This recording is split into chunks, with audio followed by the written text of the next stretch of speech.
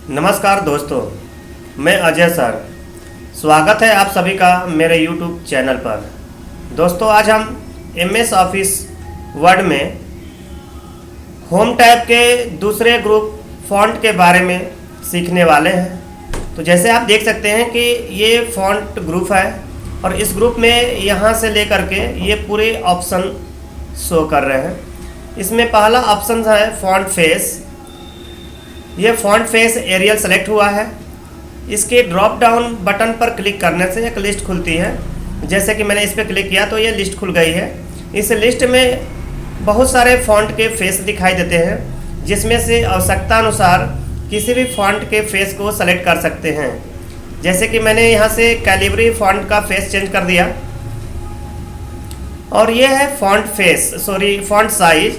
यहाँ से फ़ॉन्ट की साइज को घटाया या बढ़ाया जा सकता है। जैसे इसके ड्रॉप डाउन पे क्लिक करते हैं तो एक लिस्ट खुलती है। उस लिस्ट में किसी भी फ़ॉन्ट की साइज को सेलेक्ट कर सकते हैं। जैसे मैंने यहाँ से 22 सेलेक्ट किया और यहाँ से डायरेक्ट फ़ॉन्ट की साइज को बढ़ा सकते हैं। इसे ग्रो फ़ॉन्ट कहते हैं। तो इसके लिए सबसे पहले हम डेटा को सेलेक्ट करते हैं। सेलेक्ट करने के बाद ग्रो फ़ॉन्ट पे क्लिक करने से फ़ॉन्ट की साइज डायरेक्ट बढ़ती है। और ये है श्रिंक फ़ॉन्ट। इसके माध्यम से सेलेक्ट किए गए डेटा की डायरेक्ट साइज को घटा सकते हैं। जैसे मैंने इस पर क्लिक किया तो हमारे डेटा की साइज घट गया। ये है बोल्ड ऑप्शन। इसके माध्यम से डेटा को मोटा लिखा जा सकता है। जैसे सेलेक्ट किए गए डेटा को मैं मोटा करना चाहता हूँ तो इस ऑप्शन पे क्लिक करेंगे तो ये डेटा मोटा हो जाएगा। और ये है इटालिक। इसके माध्यम से डेटा को तिरछा लिखा जाता है। जैसे मैंने इस पर क्लिक किया, हमारा डेटा तिरछा हो गया। और ये है अंडरलाइन। इसके माध्यम से डेटा के नीचे अंडरलाइन दे सकते हैं। तो यहाँ पे क्लिक करेंगे तो एक लिस्ट खुलेगा। उस लिस्ट में बहुत से अंडरलाइन स्टाइल दिखाई देंगे, जिसमें से आवश्यकता अनुसार किसी भी स्टाइल को सेलेक्ट कर लेंगे और वह स्टाइल हमारे डेटा पे अप्लाई हो जाएगा। और यह है स्ट्राइक थ्रो। इसके माध्यम से डेटा इस प्रकार टाइप होता है जैसे हमारे डेटा को काट दिया गया हो। जैसे कोई भी डेटा टाइप करने के बाद एरर हो जाता है तो हम उसे काट देते हैं। तो उस तरह से हमारा डेटा टाइप होता है, जैसे आप देख सकते हैं। अगर यहाँ से मैं अंडरलाइन हटा दूंगा तो आपको स्पष्ट रूप से दिखेगा कि हमारा डेटा कटा हुआ प्रतीत हो रहा है। ये ऑप्शन है क्लियर फॉर्मेटिंग। इसके माध्यम से डेटा पर किए गए भिन्न भिन्न प्रकार के फॉर्मेटिंग को एक बार में हटा सकते हैं।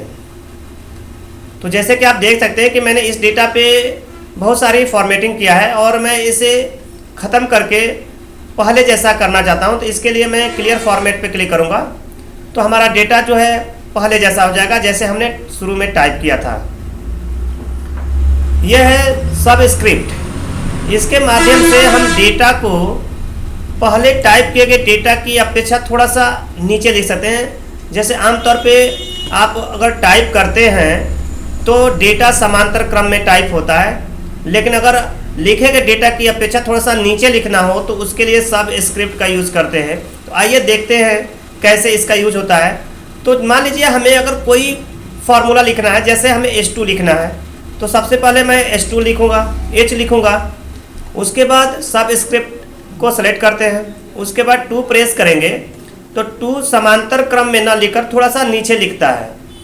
तो इस तरह से सब स्क्रिप्ट का यूज़ किया जाता है। यह है सुपर स्क्रिप्ट। इसका यूज़ लिखे गए डेटा की अपेक्षा थोड़ा सा ऊपर लिखने के लिए किया जाता है। जैसे मान लीजिए कि मुझे x स्क्वायर लिखना है, तो इसके लिए सबसे पहले मैं x टाइप करूँगा। उसके बाद सुपर स्क्रिप्ट को सेलेक्ट करते हैं और उसके बाद जब 2 प्रेस करेंगे तो 2 समांतर क्रम में न लिखकर थोड़ा सा ऊपर लिखेगा। जैसे आप देख सकते हैं कि यहाँ पे 2x की अपेक्षा थोड़ा ऊपर लिख रहा है। यह है चेंज केस।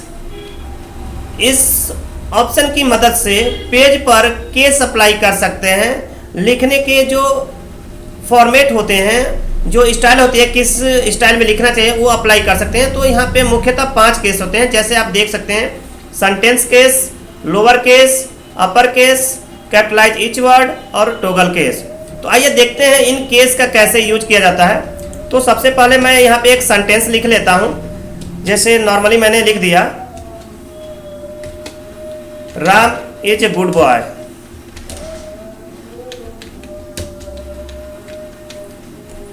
और लिखने के बाद मैं इसे सेलेक्ट कर लेता हूँ। सेलेक्ट करने के बाद चेंज केस पे क्लिक करेंगे। यहाँ पे ड्रॉप डाउन बटन दिख रहा है, जैसे आप देख सकते हैं। इस पर क्लिक करेंगे तो ये लिस्ट खुल जाएगी।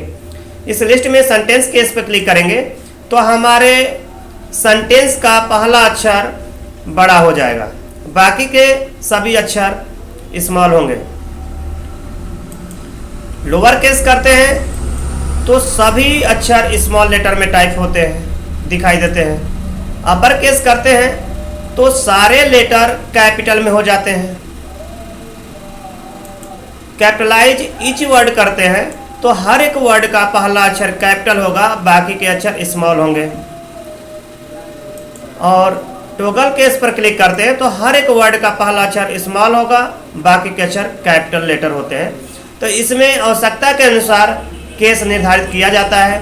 आमतौर पर सेंटेंस केस में किसी भी प्रकार का डेटा टाइप किया जाता है।